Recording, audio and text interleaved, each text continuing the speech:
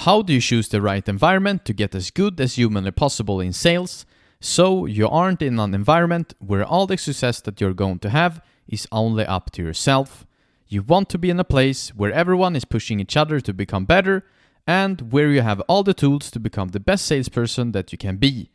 Welcome to Steady Improvement, the place where you level up your sales skills and achieve your sales goals.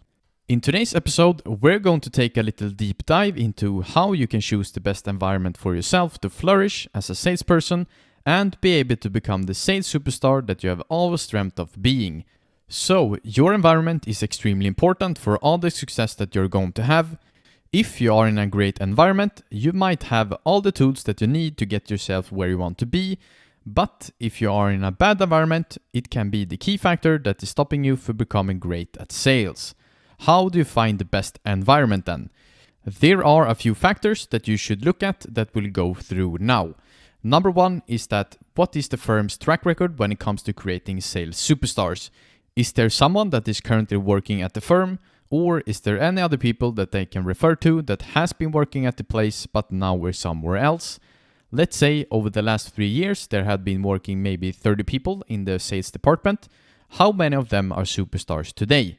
You want this number to be as high as possible, because if there's only 1 or 3 that is great at sales today, it might have a lot more to do with luck or these person's own dedication as a reason for the success that these person might have.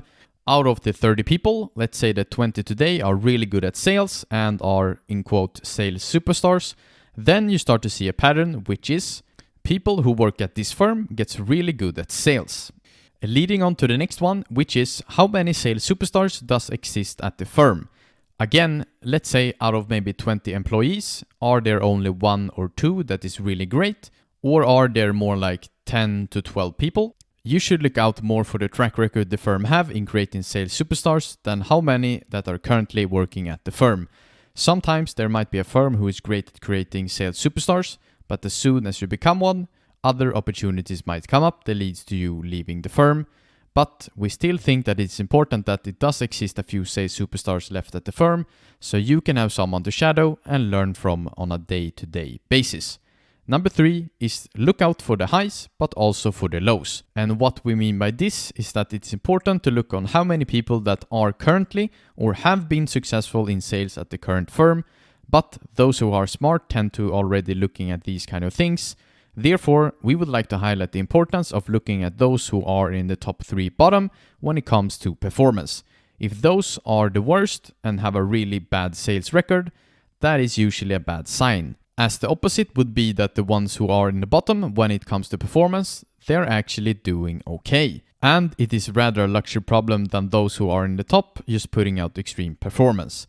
Look out for the lows, and if those in the bottom even are performing well, that is a good indication that the firm is taking care of everyone and not only those that are performing at the top. Number 4 is staff turnover. This goes in hand with what we just talked about before, but it is also very important. If there has been more people than usual that have left the firm over the last years, there must be a reason for that. Sometimes it can be for good reasons, but most times it's not. Number 5 is how is the leadership at the firm? From the thing you can look at, does that managing style suit you?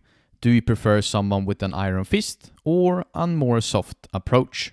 Number 6 is, does your new potential boss have the time that you're going to need in order to improve and become the sales superstar that you desperately want to be? Number 7 is, how many are at the firm? Usually the less the better, because sometimes if you are in a really big firm, you tend to just be one fish among others in a sea of thousands. But it varies from case to case. The last one, and number 8, is what are your potential new colleagues like? Is it people that will hold you back or lift you up? If you start to think more in this kind of way and set up some new criteria for yourself, what fits best for you when it comes to an environment, it will help you to become a star on the sales heaven, and it will help you achieve your goals faster. If you found this episode valuable, it would mean the world to us if you also would like to take a few seconds of your time and rate the show. Until next time, peace.